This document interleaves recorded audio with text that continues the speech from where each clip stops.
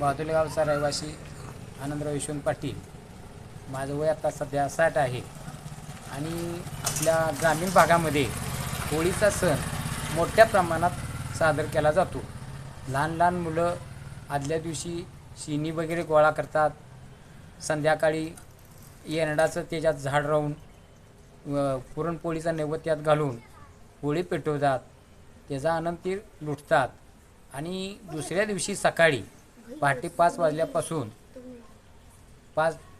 वाजल्यापासून ती राख भिजवून एकमेकाच्या अंगाला लावून आणि रस्त्यावरनं मेन रस्त्यासनी किंवा गल्लीतल्या रस्त्यासनी ही लहान मुलं रस्ता अडवतात.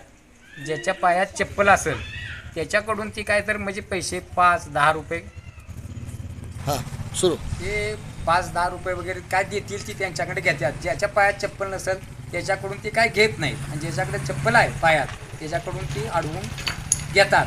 आणि अशा पद्धतीचं जे जमलेले पैसे असतात ती पोरं संध्याकाळी खाऊ वगैरे आणून खातात.